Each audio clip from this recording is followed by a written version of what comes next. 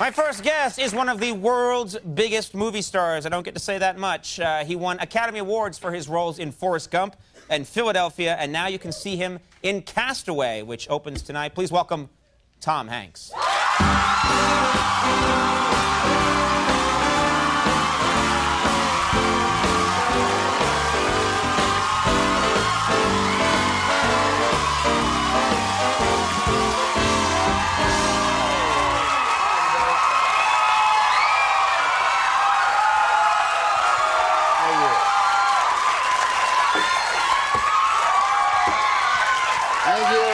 Thank you. How about that? That's very Don't worry, we'll edit all that out for the show. It'll look like no one knows who you are when we're done. It's much better for me. Thank you for being here. I love you too, darling. I really do.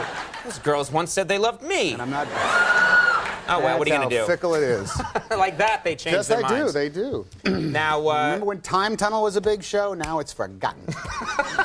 No one's mentioned that show that was a cool show, man. Just the way those guys floated through the ether at the beginning of it. I'd lay on my couch and just like pretend I was floating through time.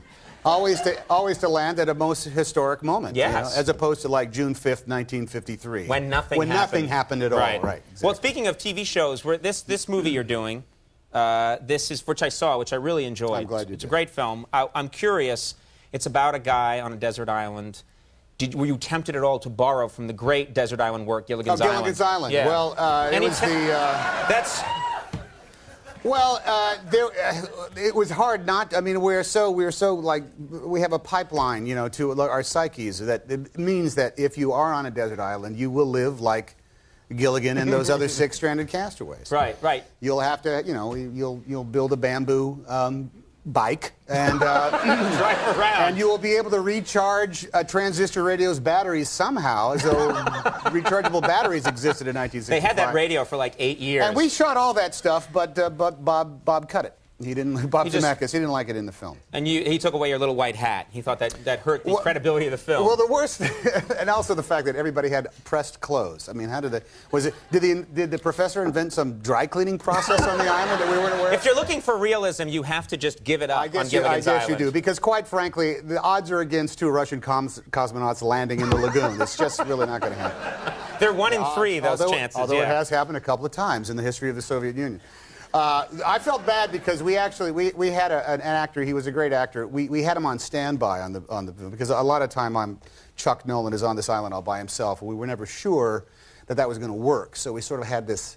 We had an actor, one of the premier actors in a chimp suit, a gorilla suit, was always just hanging out. He was called every day. Right. And he'd put on his gorilla suit, sit there without the gloves or the hat on, and smoke cigarettes and read the Fiji Times. Hey, Tom, there's a picture of you in here. You know? You're doing well, and every now Tom. and again, he'd come down over to the rock or up on the summit and say, "You guys need me? I could come up with a bit. You know, you need some tracks across the sand. I could provide those." Right. We didn't know if we wanted, but we never used them. The poor guy. You got by fine without it, I thought. But the movie holds together without a guy in a chimp suit. I'm curious. The most impressive thing when you see this film, and I'm not giving anything away, is the weight loss.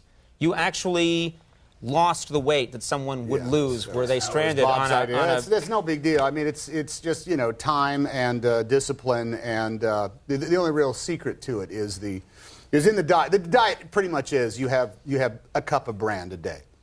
Just a cup of bran. That's it. Right. But you literally as much bran that you can fit in the palm of your hand, and then an equal amount of milk, which is not easy. I mean, it's not easy. Would often get away. Oh, I spilled. Can I have some more? They say no. But get a bowl next time. You know what? I was trying to get into the character since Chuck doesn't have a bowl. You see, yeah, so I was trying to get into it. But the brand is there because, well, you know why you eat bran, and yes, I do. Yes, I do. The other part of the rest of it was you just get on an exercise machine for 90 minutes a day and you stick with that. It doesn't matter what machine it is. And you lost how much weight? Well, I didn't get on a scale. I didn't want to get on a scale for the longest time. So it's somewhere around 50, 55. It's impressive because we actually have. This is impressive. We have photos here. This is you after you lost the weight. It's just really thin. That's really thin. My Frank Shorter look. But to show you how impressive this is, look at Tom before he started losing the weight. It's just impressive. You know what's weird? I can't wear that as underwear anymore. I had to throw them out. But you can live in them. Perfectly good. We have a clip here from the film. All right, fine. Yes. Set this up for us. Is there anything the audience needs to know? Well, in order to survive, you must be able to find food, water, shelter, and fire. And I believe this is Chuck stumbles across fire here. Okay, take a look at this clip from Castaway.